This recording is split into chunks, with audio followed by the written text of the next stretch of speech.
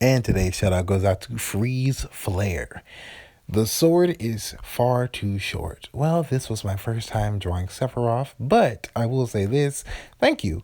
Because I do like criticism. It helps me build, and grow as an artist and as a content creator. So thank you for this one.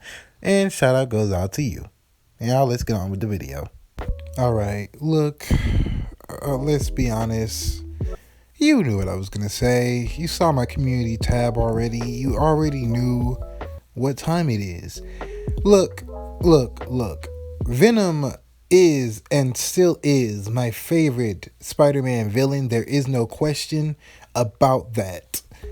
But this interpretation is soulless. And I mean that visually and literally in every capacity possible. They turn a complex character, someone who has so much character depth and so much deep-rooted pain and drama, into this freaking character that I'm looking at this Venom and I'm like, this isn't Venom.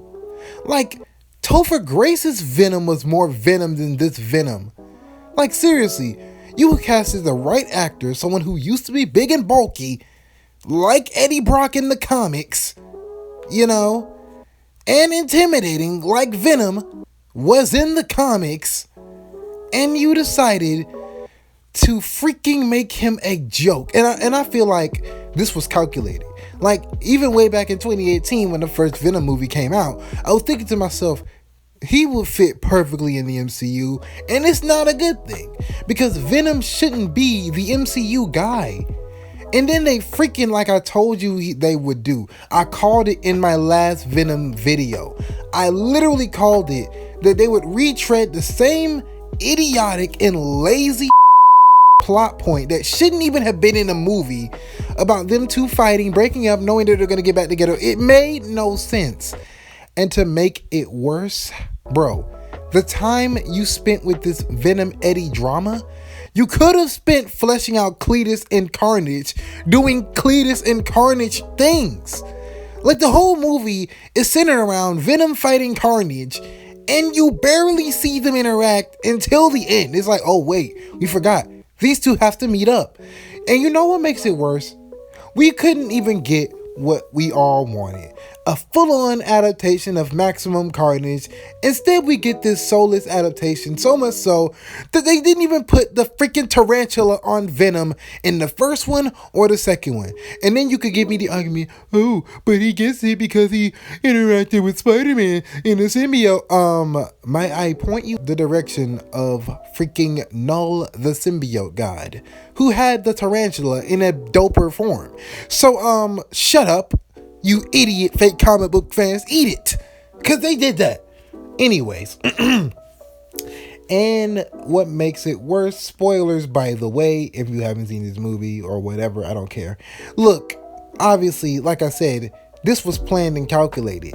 Because again, Sony had a divorce with MCU, and I guess this is what they had to do to get their their marriage reinstated, for lack of a more interesting term. It's just irritating to me, the fact that this is what we get. This is what we get now. We're going to get this soulless version of Venom versus a soulless version of Peter Parker. Just wonderful. And yes, I've made my freaking point clear on why I hate this version of the MCU Spider-Man.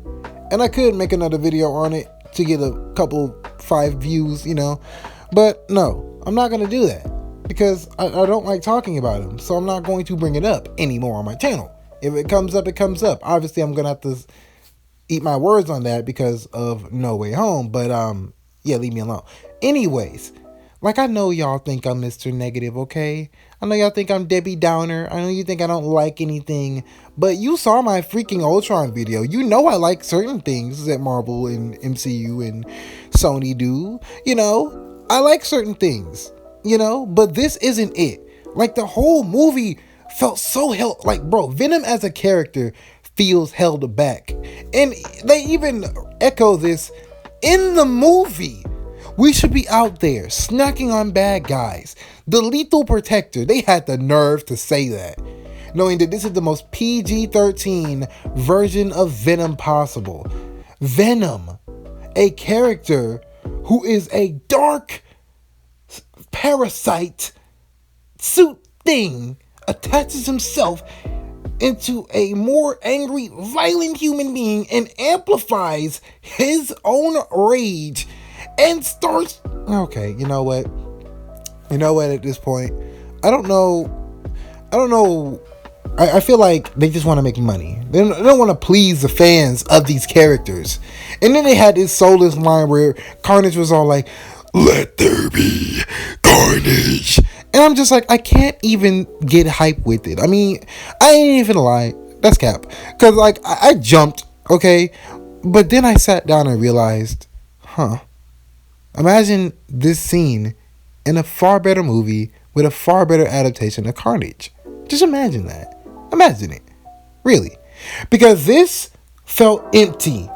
Everything felt empty because they wanted to be too many things at once. They should have cut the humor out of this goddamn movie. They should have freaking dropped the freaking Venom and Eddie breakup subplot because it didn't even matter. It literally never matters. And what would be the surprise if they end up arguing the next time we see them on screen, whether it be in Far From Home or whenever they see each other again? Like, how much you want to bet they're going to break up again? Spider-Man's going to find the symbiote somehow.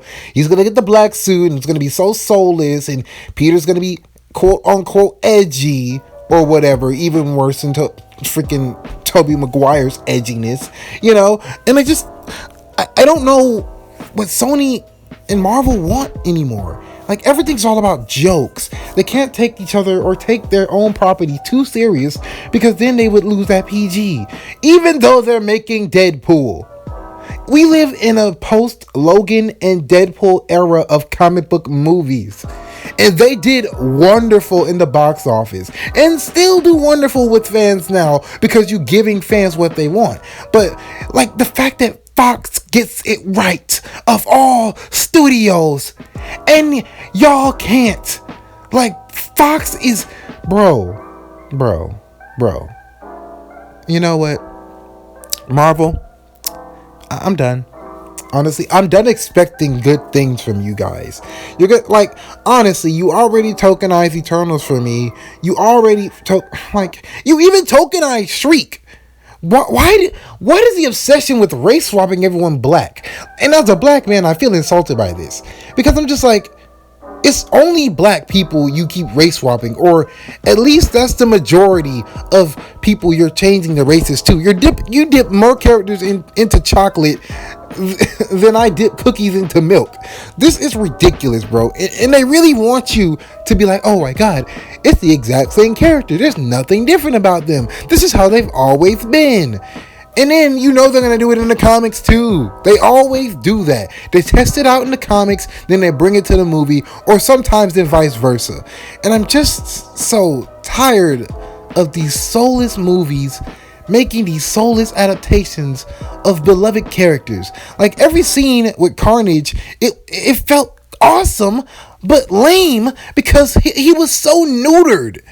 Like, you took the fangs off of Carnage. We could have had 20 plus minutes of Carnage ripping through New York easily, killing, ripping people's guts, heads off, etc., etc., etc. Instead, we get who knows how long, most of the movie damn near, of Eddie Brock and Venom breaking up, getting back together. And it's so stupid. And then the worst part of all this, you have the balls to kill off Carnage. You know, someone who I thought this could have led to something. I thought this was like Carnage Origins Begins, you know? That's what I thought this was. That's what I thought it should have been. But instead, we don't get that. We get a one-off villain, a one-off movie that was so unnecessary. Like, it was pretty much just riots with a different coat of paint. Literally. Like, there was no distinction besides, oh, he's red now and he does tornadoes and he's kind of cooler. And yeah, I will not deny, Carnage looks amazing. Like, what? And his first scene when he got the symbiote was amazing.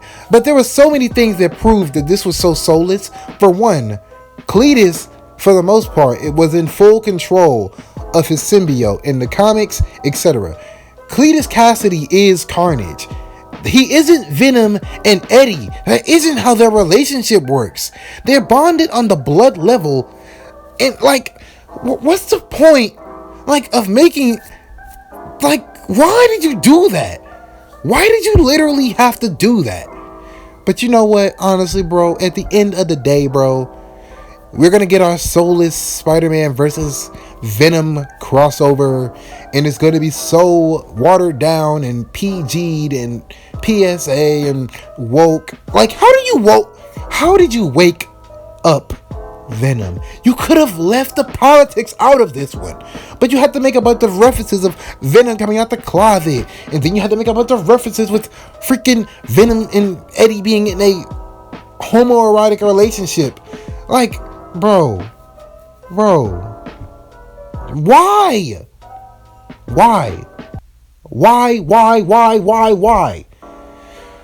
Anyways, that's the end of this video. Hopefully you enjoy this. I have a lot of editing to do, but anyways, peace out. Have a good day. And yeah, this annoyed me. Oh, and I almost forgot. Negative 10 out of 10 for not putting the tarantula on Venom when he got up after that lethal protector line. Screw you.